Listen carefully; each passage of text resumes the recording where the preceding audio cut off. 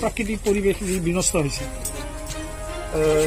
আমি আজি বিশ্ব পৰিৱেশ দিৱসৰ সকলোকে আমি উইচ কৰিছোঁ। বৰ্তমান যেটো হৈছে যে প্ৰাকৃতিক বিভিন্ন দুৰ্যোগ আহিছে বা যিখিনি ডেমেজ হৈছে সেইটো ৰিগেইন কৰাৰ কাৰণে আমি কিছুমান কাম হাতত ল'ব লাগিব। আৰু বড়োলেণ্ডত আমি বিশেষকৈ তিনিটা শব্দ লৈ পেলাই আমি কাম কৰিবলৈ লৈছোঁ। এইটো হৈছে যিটো বড়োলেণ্ডটো আমাৰ ছেফ বড়োলেণ্ড হ'ব লাগিব। ছেফ বুলি ক'লে মানুহৰ পৰা লৈ পেলাই জীৱ জন্তু প্ৰাকৃতিক সকলৰ কাৰণে ছেফ হ'ব লাগিব। ছেকেণ্ডত হৈছে গ্ৰীণ বড়োলেণ্ড। তো গ্ৰীণ বড়োলেণ্ডত আমি আগৰ পৰা যিখিনি আমাৰ গ্ৰীনাৰীবিলাক আছিলে, গছ গছনি আছিলে, প্ৰাকৃতিক সৌন্দৰ্যবিলাক আছিলে, তো সেইখিনি পূৰা ৰিগেইন কৰাৰ কাৰণেও আমি কিছুমান হাতত পলিচি এটা এডপ্ট কৰিছোঁ। আৰু তৃতীয়তে স্মাৰ্ট বড়োলেণ্ড। এই স্মাৰ্ট বড়োলেণ্ডত আমাৰ অফিচ আদালত যিবিলাক স্কুল কলেজ আছে চবে যাতে এক্টিভলি চলে, ইয়াৰ কাৰণে কিছুমান পলিচি আমি হাতত লৈছোঁ।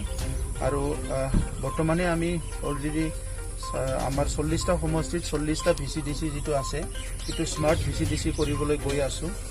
আৰু আজি ৰাইজে যিটো এক্সপেক্টেশ্যন আশা ৰাখিছে সেই আশাটো আমি পূৰণ কৰিবলৈ কিছুমান কঠোৰ পৰিশ্ৰম কৰিব লাগিব আৰু সেইটো কৰিবলৈ আমি আগবাঢ়ি গৈ আছোঁ।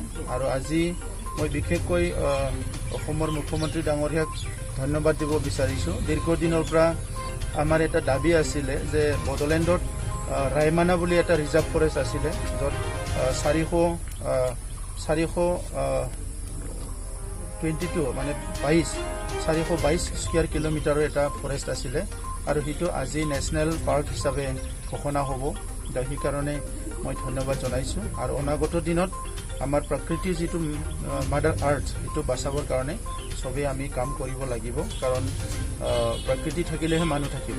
সেইকাৰণে আজি যিটো বিশ্ব এনভাইৰনমেণ্ট ডে পৰিৱেশ দিৱস, ইয়াত মই সকলোৰে শুভকামনা দিছোঁ আৰু এনভাইৰনমেণ্টটো ছেভ কৰি ৰাখিবৰ কাৰণে সকলোকে আহ্বান কৰিছোঁ। বেদখল বহুত জেগাত হৈ আছে, এইটো আমি চাই আছোঁ কি বেদখলকাৰীবিলাক কোন হয়, তেখেতসকলে বেলেগ সুবিধা আছে নে নাই। যদি কাৰোবাৰ নিজৰ ঘৰ আছে, ঘৰ থকাৰ পিছতো মাটি থকাৰ পিছতো বনা অঞ্চলত কোনোবা এনক্ৰ'চ কৰিবলৈ গৈছে, আমি তেখেতসকলক আহ্বান কৰিছোঁ তেখেতসকলে পুনৰ নিজৰ ঠাইত যাব লাগে। কোনোবা যদি আজি ঘৰ নাই, মাটি নাই, ক'ৰবাত গৰাখহনীয়া হৈছে, ক'ৰবাত গোষ্ঠীগত সংঘৰ্ষ হৈছে, বিভিন্ন কাৰণত বনা অঞ্চলত থাকিব লগা হৈছে, তেখেতসকলৰ কাৰণে আমি চিন্তা কৰিম কি তেখেতসকলক কেনেকৈ ভূমিৰ অধিকাৰ দিয়া যায়, কেনেকৈ মানৱ অধিকাৰ দিয়া যায়, এই কথাবিলাক আমি চিন্তা কৰিম। কিন্তু যিসকলে ইণ্টেনশ্যনেলি কোনো কাৰণ নোহোৱাকৈ নিজৰ লাভৰ কাৰণে ফৰেষ্টটো এনক্ৰ'চ কৰিছে বা ৱাইল্ড লাইফটো ডিষ্টাৰ্ব কৰিছে, তেখেতসকলৰ কাৰণে আইনী ব্যৱস্থা লোৱা হ'ব। এইটোৰ ওপৰত আমি এতিয়া ভেৰিফিকেশ্যন কৰি আছোঁ আৰু আমি ফৰেষ্ট ডিপাৰ্টমেণ্টৰ পৰা DFO সকললৈ আমি সেইটোকে কৈছোঁ কি কোনটো মহলটো কিমান কেপাচিটিৰ। যদি মহলখনে আপোনাক 10,000 CM দিব পাৰে, তাত যদি 20,000 CM খনন কৰিছে সেইটো নহ'ব। কোনোবা মহলটোৱে যদি 20,000 CM দিব পাৰে, তাত যদি 40,000 CM তাৰ পৰা ওলাই আনিছে এইটো নহ'ব।